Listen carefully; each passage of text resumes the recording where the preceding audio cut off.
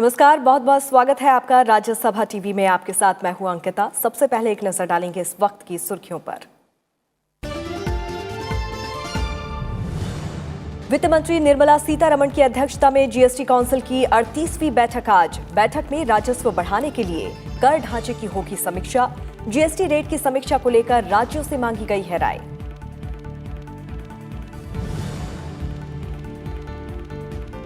भारत और अमेरिका की मंत्रियों की 2+2 वार्ता आज। रक्षा मंत्री राजनाथ सिंह और विदेश मंत्री एस जयशंकर अपने अमेरिकी समकक्ष के साथ द्विपक्षीय संबंधों पर करेंगे बातचीत।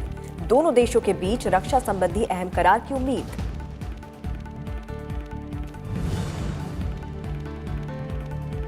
झारखंड विधानसभा चुनाव के लिए आज थमेगा चुनाव प्रचार। 5वें और अंतिम चरण के लिए 20 दिसंबर को 16 विधानसभा सीटों पर होगा मतदान। अंतिम दौर के प्रचार में राजनीतिक दलों ने झोंकी ताकत।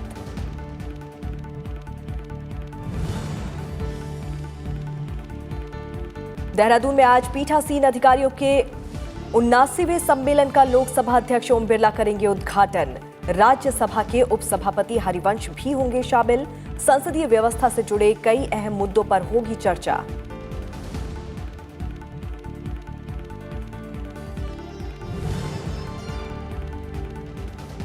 और मशहूर फिल्म अभिनेता और रंगकर्मी श्रीराम लागू का 92 साल की उम्र में निधन।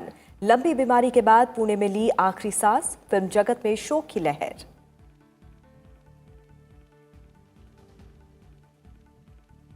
जीएसटी परिषद की आज अहम बैठक होने जा रही है। बैठक में राजस्व प्राप्ति बढ़ाने के विभिन्न उपायों पर विचार किया जा सकता है।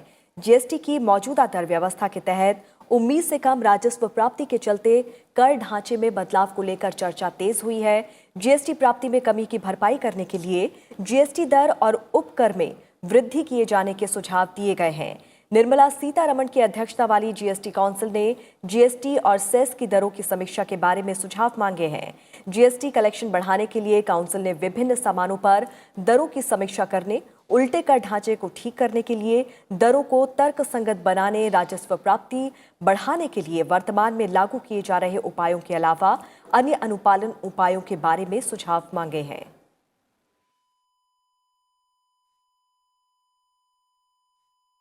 आगामी आम बजट 2020-2021 के संबंध में केंद्रीय वित्त मंत्री निर्मला सीतारमण ने राजधानी दिल्ली में कल अहम बैठक की। इस बैठक में वित्त मंत्री ने उद्योग, सेवाओं और व्यापार जगत के प्रतिनिधियों के साथ विचार विमर्श किया। इस दौरान मुख्य रूप से निवेश को प्रभावित करने वाले नियमनों, संरक्षणवाद की बढ़ती प्रवृत्ति के लिए निर्यात को प्रोत्साहन देने के उपायों, औद्योगिक उत्पादन, लॉजिस्टिक सेवाओं, मीडिया और मनोरंजन सेवाओं, सूचना प्रौद्योगिकी और इससे जुड़ी सेवाओं पर विचार विमर्श किया गया। बैठक में भारतीय अर्थव्यवस्था को बढ़ावा देने के उद्देश्य से उद्योग, सेवा और व्यापार क्षेत्र के प्रतिनिधियों ने कई सुझाव दिए। इनमें नियमों के अनुपालन का बोझ कम करने, टैक्स से जुड़े कानूनी विवादों को घटाने और कम जोखिम वाले उद्योग में स्वप्रमाणीकरण की अनुमति देकर व्यापार को सुगम बनाना शामिल है। इसके अलावा टैक्स और कंपनी कानूनों में आपराधिक दंड के प्रावधानों को हटाने पर भी सुझाव दिए गए। इसके अतिरिक्त वित्त मंत्री निर्मला सीतारमण ने कृषि और कृषि प्रसंस्करण से अलग अलग हितधारक समूहों के साथ भी बैठक की। बैठक के दौरान कृषि विपणन सुधार, जैविक और प्राकृतिक खेती, कृषि उपज के लिए भंडारण, बुनियादी ढांचे, पशुपालन समेत कई विषयों पर विचार विमर्श हुआ। बैठक के दौरान प्रतिनिधियों ने कृषि क्षेत्र में निवेश को बढ़ावा देने और किसानों तक बाजार पहुंच बढ़ाने के लिए कई सुझाव भी पेश किए।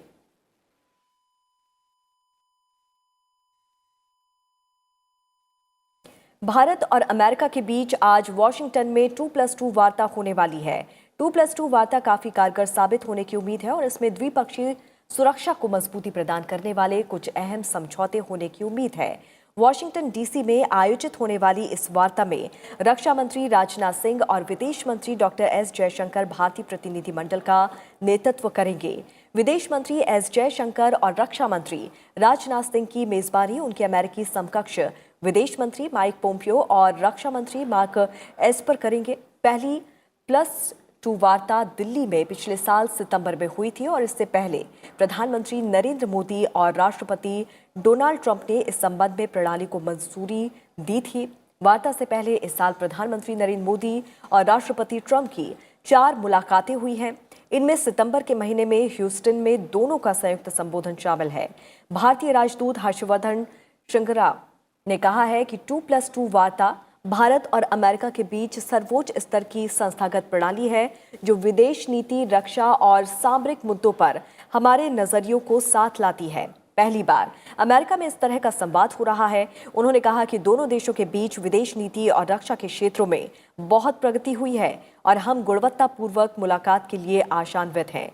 वरिष्ठ अधिकारियों के मुताबिक इस दौरान द्विपक्षीय सुरक्षा संबंधों को बढ़ाने को लेकर कुछ महत्वपूर्ण समझौते होने की भी उम्मीद है। इसमें general security of military information agreement करार के अलावा लंबित रक्षा सौदों जैसे MH-60R हेलीकॉप्टर, MK-45 गन और अन्य सुरक्षा साजो सामान की खरीद पर भी घोषणा हो सकती है।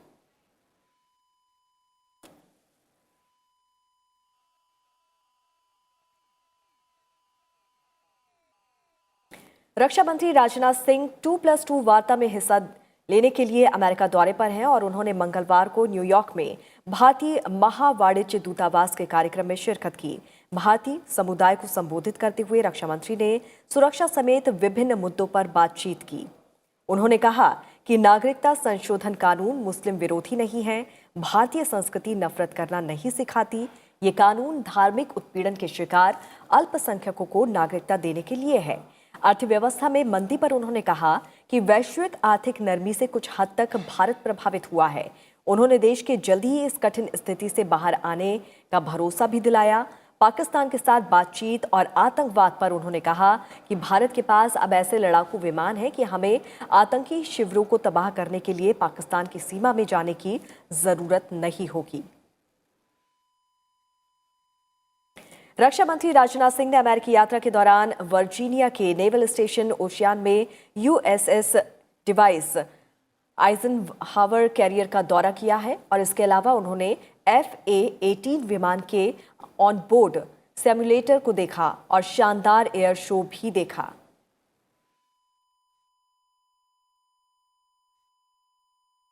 झारखंड विधानसभा चुनाव में अब सभी दलों की नजर पांचवें और अंतिम चरण के तहत 16 सीटों पर 20 दिसंबर को होने वाले मतदान पर है। इस दौर के दौरान शाम को चुनाव प्रचार आज थम जाएगा। संथाल परगना की इन 16 सीटों के लिए पक्ष विपक्ष अंतिम बार प्रचार में अपनी ताकत आज झोंकेंगे। संथाल परगना को JMM का गढ़ माना जाता है, लेकिन बीजेपी हर हाल में इस गढ़ में सेंध लगाने की कोशिश में है।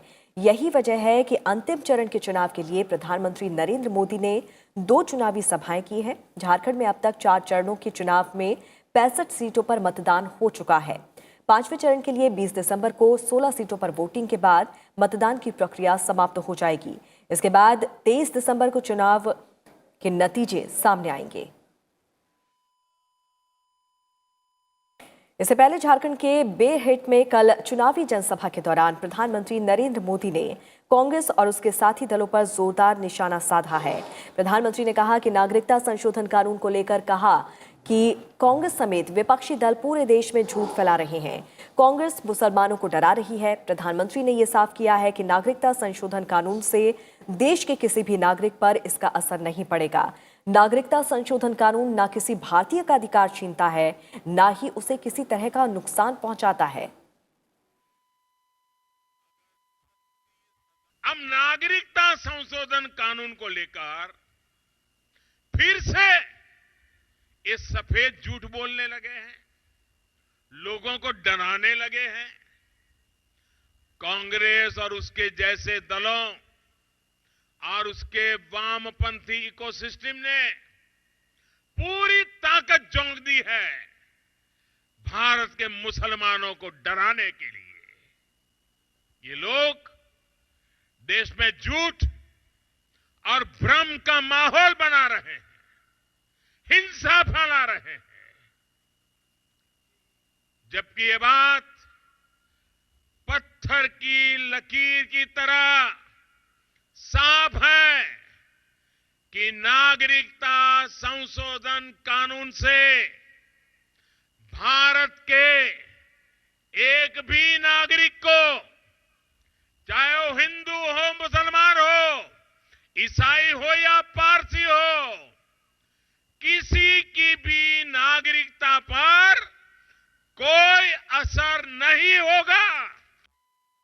वहीं केंद्रीय गृह मंत्री अमित शाह ने कहा कि नागरिकता संशोधन कानून को लेकर किसी भी अल्पसंख्यक समुदाय को चिंता करने की जरूरत नहीं है। कांग्रेस वोट बैंक के चलते इस मामले में राजनीति कर रही है। केंद्रीय गृह मंत्री अमित शाह ने ये बातें नई दिल्ली के द्वारका में भारत वंदना पार्क का उद्घाटन करते हुए कही। इसमें अफगानिस्तान, बांग्लादेश और पाकिस्तान से जो शरणार्थी आए हैं उनको नागरिकता देने का प्रोविजन है। और पूरा समूचा विपक्ष आज देश की जनता को गुमराह करने पर तुला है। मैंने संसद के अंदर का आज फिर से कहने वाला हूं कि इस देश के किसी भी माइनॉरिटी की व्यक्ति की नागरिकता जाने का सवाल ही नहीं है। ये बिल में किसी की नागरिकता लेने का प्रावधान नहीं है, नागरिकता देने का प्रावधान। और जो वहां अत्याचार के चलते यहां है, मेरे सिख भाई है, जैन है, बौद्ध है, पारसी है, ईसाई है, हिंदू है, कहां जाए वो? कौन शरण देगा? और कांग्रेस पार्टी को तो मैं विशेष कर कहना चाहता हूं, ये नेहरू लियाकत समझौते का हिस्सा था जिसका 70 साल तक आपने पालन नहीं किया, क्योंकि आप वोट बैंक को बनाना चाहते हैं। जवाहरलाल नेहरू और लियाकत अली के बीच में जो समझौता हुआ था उसका पालन आज नरेंद्र मोदी जी ने किया है और लाखों करोड़ों लोगों को शरण देकर नागरिकता देने का काम किया। और अब बात करेंगे उत्तराखंड में पहली बार आयोजित पीठासीन अधिकारियों के 79वें सम्मेलन की।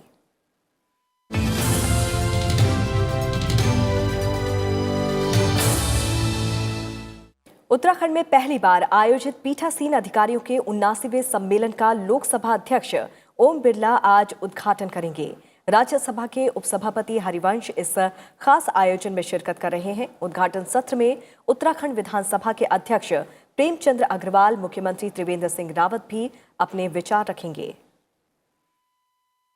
उत्तराखंड के देहरादून में बुधवार से शुरू हो रहे पीठासीन अधिकारियों के सम्मेलन में संसदीय व्यवस्था से जुड़े कई अहम मुद्दों पर चर्चा होगी।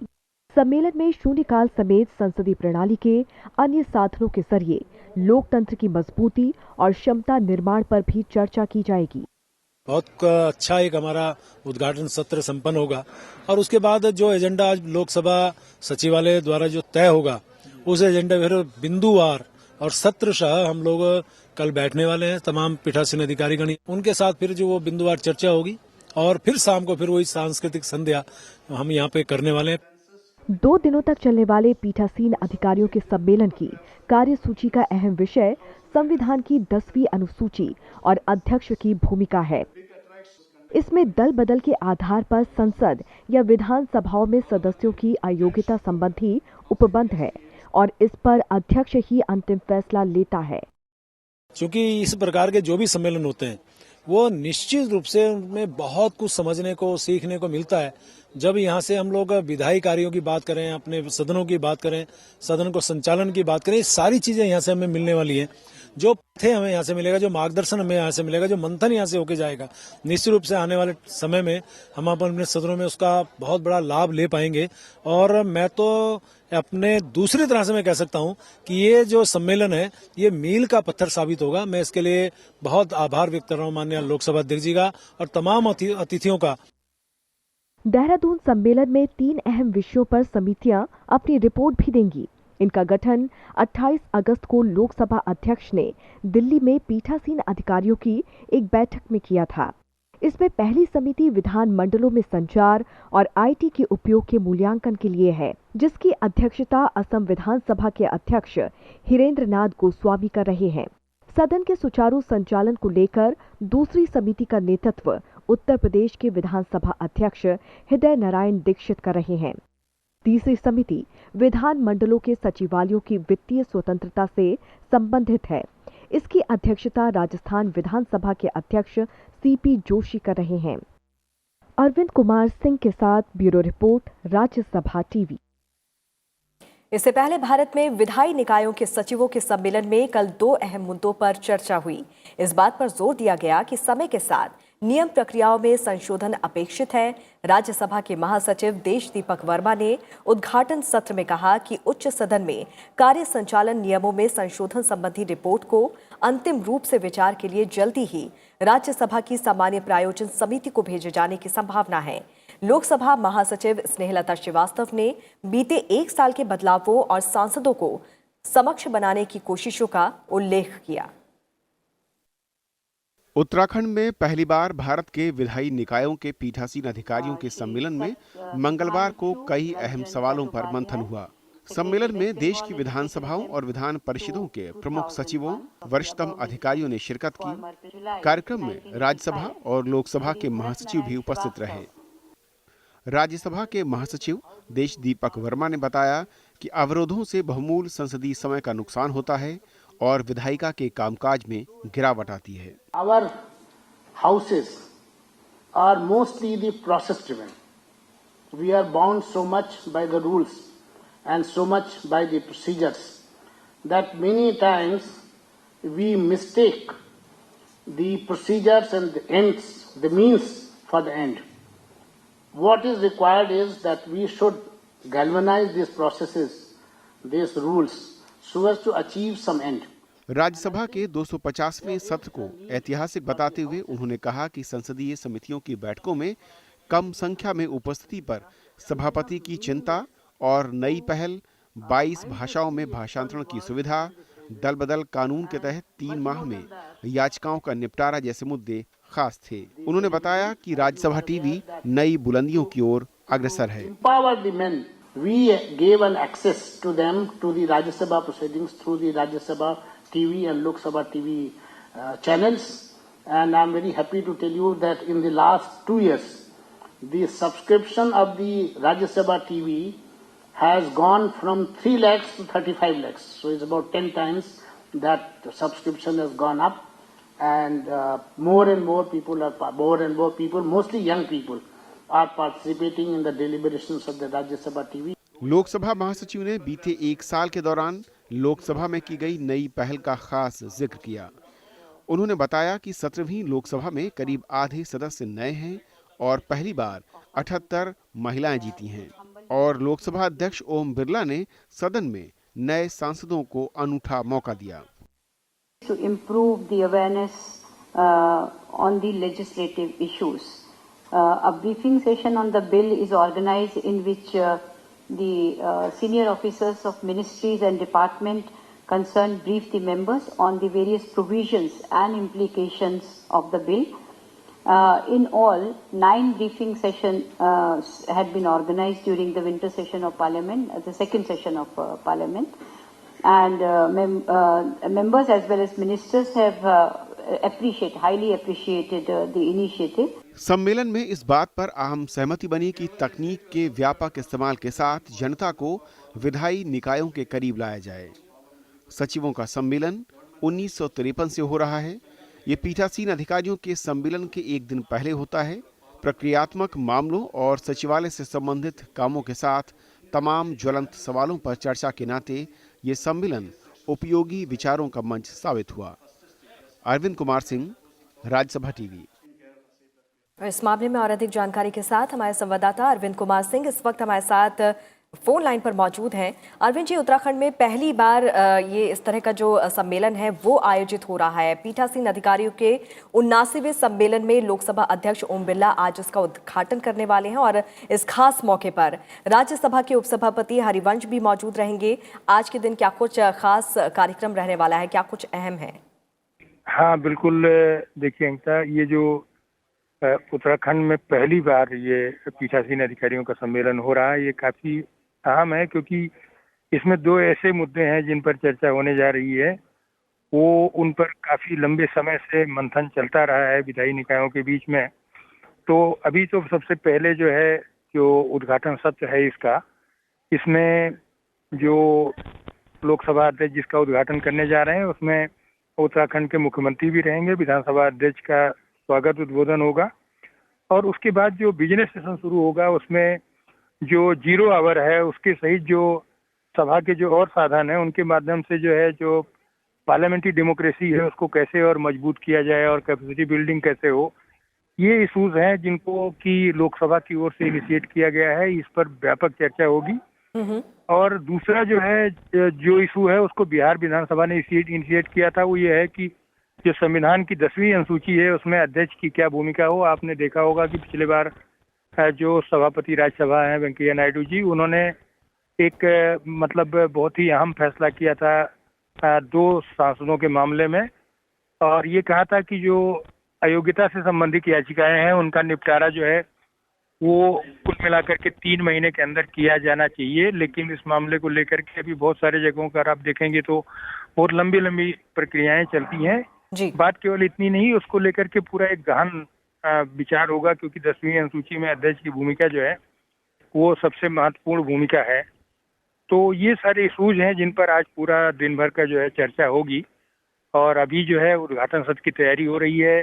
मतलब सभापति जो हैं, जो भारत के विधायी निकायों के, वो लोकसभा अध्यक्ष जी होते हैं। और आप जानती हैं कि 1921 से ये जो संस्था है लगातार ये प्रगति की ओर अग्रसर है और वैश्विक पहचान बना चुकी है, 100 साल के करीब होने जा रही है। तो ये इस तरह से ये बैठक जो देहरादून में हो रही है काफी महत्वपूर्ण है अंकिता जी। चलिए अरविंद जी, बहुत बहुत शुक्रिया इस तमाम जानकारी के लिए। उपराष्ट्रपति एम वेंकैया नायडू ने नए भारत के निर्माण के लिए निरंतर प्रयास का आह्वान किया है। दिल्ली में कल रविंद्रनाथ टैगोर मेमोरियल लेक्चर कार्यक्रम को संबोधित करते हुए उपराष्ट्रपति ने कहा कि 2022 तक नया भारत बनाने के लिए देश के 125 करोड़ लोगों को मिलकर सशक्त भारत, स्वच्छ भारत और श्रेष्ठ भारत बनाने का प्रयास करना होगा।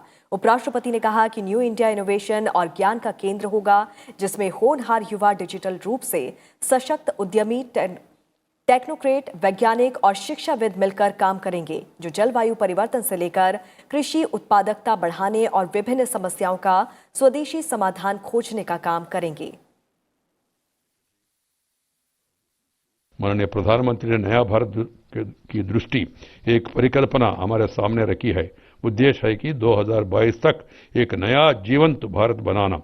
यह तभी संभव है जब 125 करोड़ भारतीय और 130 करोड़ भारतीय एक संकल्प भारत, एक सशक्त भारत, एक स्वच्छ भारत तथा एक श्रेष्ठ भारत के निर्माण के इस यज्ञ में सम्मिलित हो और सक्रिय सहयोग दे। मुझे विश्वास है कि नया भारत इनोवेशन तथा ज्ञान का केंद्र होगा, जहां प्रतिभावान डिजिटल शक्ति से संपन्न युवा उद्यमी, टेक्नोक्रेट, वैज्ञानिक तथा बुद्धिजीवी सभी एक साथ मिलकर पर्यावरण, मौसम परिवर्तन, कृषि उत्पादकता जैसे विषयों के स्वदेशी समाधान खोजेंगे। रविंद्रनाथ टैगोर को श्रद्धांजलि अर्पित करते हुए उपराष्ट्रपति ने कहा कि टैगोर ने शिक्षा, राष्ट्रवाद, नारीवाद, धर्म, भाषा, जाति, व्यवस्था जैसे विभिन्न विषयों पर गंभीरता से लिखा है, जो आज की दुनिया के लिए भी प्रासंगिक है। उन्होंने कहा कि हमें अपनी शिक्षा प्रणाली में सहजता, रचनात्मकता और सौंदर्य संवेदना के इन तत्वों को लाने की आवश्यकता है। Rabindranath Tagore wrote prolifically.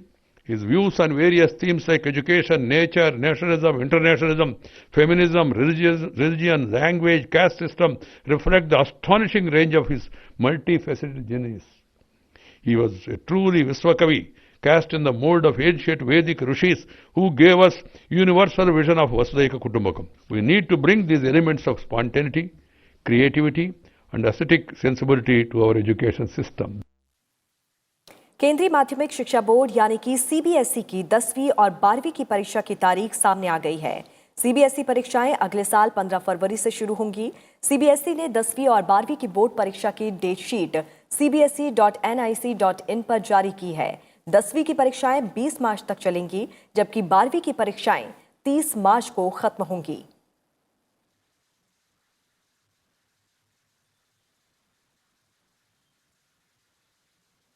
और अब बात पर्यावरण और जलवायु परिवर्तन को लेकर खास पेशकश की।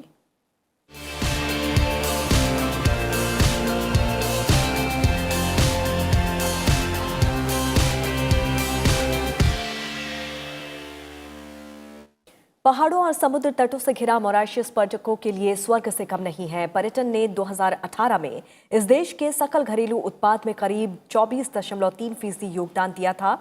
यहाँ समुद्र के पानी के तापमान में बढ़ोतरी और समुद्र तट के क्षरण की वजह से कोरल रीफ तेजी से प्रभावित हो रहा है।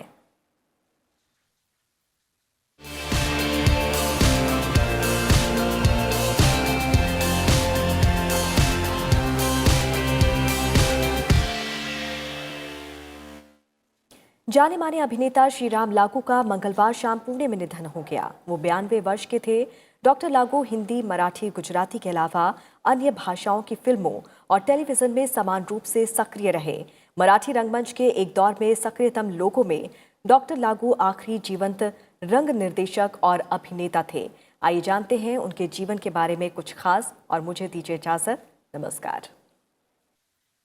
भारतीय सिनेमा और थिएटर के वेटरन एक्टर डॉक्टर श्रीराम लागू का 92 साल की उम्र में निधन हो गया। हिंदी और मराठी सिनेमा में डॉक्टर लागू ने 100 से अधिक फिल्मों में काम किया। उनके निधन की खबर आते ही बॉलीवुड और राजनीतिक जगत में शोक की लहर छा गई। महाराष्ट्र के सतारा जिले में 16 नवंबर 1927 को जन्मे डॉक्टर श्रीराम लागू एक बेहतरीन अभिनेता होने के साथ ही एक कुशल ENT सर्जन थे। उन्होंने पुणे में आंख, नाक, गले के सर्जन के रूप में कुछ वर्षों तक प्रैक्टिस की और फिर कनाडा और इंग्लैंड जाकर इस दिशा में एडवांस ट्रेनिंग भी ली। नाटकों का शौक उन्हें पुणे में अपने मेडिकल कॉलेज के दौरान ही हो गया था, जिसने उनका आजीवन साथ निभाया। श्रीराम लागू ने अपने फिल्मी करियर में 100 से ज्यादा हिंदी और 40 से ज्यादा मराठी फिल्मों में काम किया। डॉक्टर लागू प्रसिद्ध नाटक नट सम्राट के पहले हीरो थे। इस नाटक को प्रसिद्ध लेखक कुसुमाग्रज ने लिखा था। इस नाटक में उनके अभिनय को आज भी याद किया जाता है। अपने करियर में श्रीराम लागू आहट, एक अजीब कहानी, पिंजरा, मेरे साथ चल, सामना, दौलत जैसी कई फिल्मों में नजर आए। 1978 में फिल्म घरौंदा के लिए डॉक्टर लागू को सर्वश्रेष्ठ सहायक अभिनेता के फिल्म फेयर पुरस्कार से नवाजा गया। अभिनय और रंगवादन के लिए अनेक पुरस्कारों से सम्मानित डॉक्टर लागू एक अध्ययनशील और तर्कजीवी व्यक्ति थे। पुणे में उन्हें पुण्य भूषण सम्मान से भी नवाजा गया। महाराष्ट्र अंधविश्वास निर्मूलन आंदोलन के साथ सक्रिय भूमिका निभाई। मराठी में उनकी आत्मकथा का शीर्षक लमाण है, जिसका अर्थ कुली होता है। डॉक्टर लागू अभिनेता की भूमिका एक कुली जैसी मानते रहे, जिसे अपने कंधों पर चरित्र का वहन करना होता है।